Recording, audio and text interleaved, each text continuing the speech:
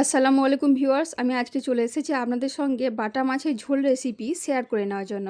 তো আপনারা প্রথমে দেখতে পাচ্ছেন বাটা মাছগুলো আমি ফ্রাই করে নিয়েছি। তো প্রথমে আমি লবণ এবং হলুদ দিয়ে ফ্রাই করে নিয়েছি। এরপর আমি মাটির চুলায় আজকে রান্নাটা করব। তো কড়াইয়ের মধ্যে আমি দিয়ে দিলাম সরিষার তেল। তেলটা গরম হয়ে এসেছে, এর মধ্যে আমি দিয়ে দিচ্ছি পেঁয়াজ এবং রসুন বাটা। এখানে আমি আদা বাটা দিচ্ছি না, শুধু পেঁয়াজ এবং রসুন বাটা দিচ্ছি। এবার পেঁয়াজ এবং রসুন বাটাটা আমি ভালোভাবে ভেজে নেব। এটা ভেজে নেওয়া হয়ে গেলে সমস্ত মশলা আমি এক এক করে অ্যাড করতে থাকবো। তো পেঁয়াজ এবং রসুন বাটাটা ভেজে নেওয়া হয়ে গেছে, এর মধ্যে দিয়ে দিলাম লঙ্কা গুঁড়ো, এরপর দিয়ে দিচ্ছি হলুদ গুঁড়ো, জিরে গুঁড়ো, স্বাদ মতো লবণ। সমস্ত মশলা দিয়ে দেওয়া হয়ে গেলে এর মধ্যে আমি একটু জল অ্যাড করে মশলাটাকে ভালোভাবে কষিয়ে নেব। ভালোভাবে কষিয়ে না নিলে মশলার কাঁচা গন্ধটা রয়ে যাবে।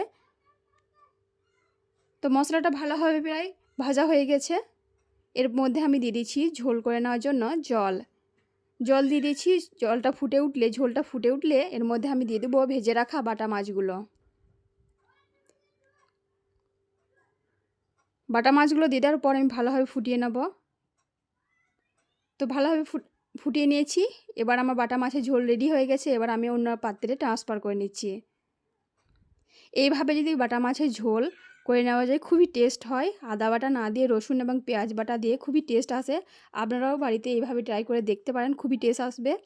আর এরকম নিত্য নতুন রেসিপি পেতে আমার চ্যানেলটাকে অবশ্যই সাবস্ক্রাইব করে রাখবেন। আমার রেসিপি যদি ভালো লেগে থাকে লাইক করবেন, কমেন্ট করবেন। ধন্যবাদ বন্ধুরা।